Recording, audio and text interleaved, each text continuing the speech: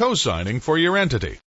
In the last segment, we assumed your business was contracting with someone who understood that they were dealing with a limited liability entity and agreed to it.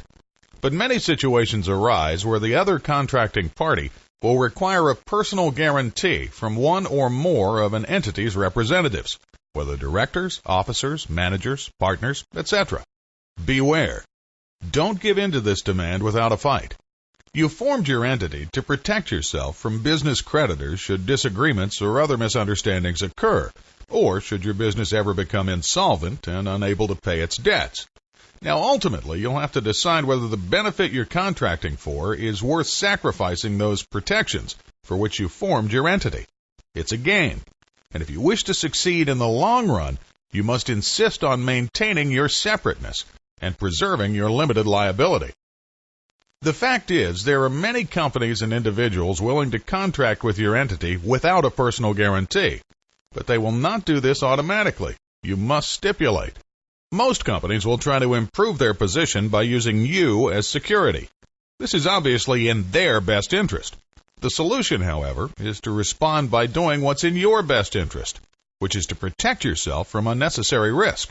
And keep in mind, unless you're willing to pull out of a deal, you'll be less likely to obtain the favorable terms you need. Lease situations are a good example. Business owners who sign term lease agreements for commercial property generally are already making huge investments in their businesses. Landlords know this. So if you refuse to give a personal guarantee, many commercial landlords generally will yield and lease to your company anyway. They know you'll make every effort to stay in business and fulfill the lease, and this should be enough to satisfy a reasonable person. But it's up to you to insist on these terms. If a landlord still refuses to do business without a personal guarantee, you may be better off finding another location, since that kind of resistance indicates you're probably dealing with a creditor you'd be better off avoiding.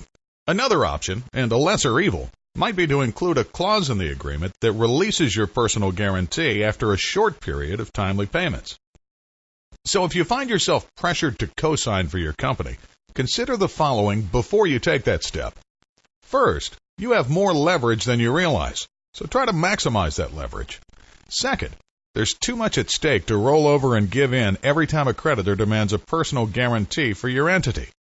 And last, you paid a great price in time, money, and effort to achieve limited liability. So do yourself a favor and make every attempt to preserve it.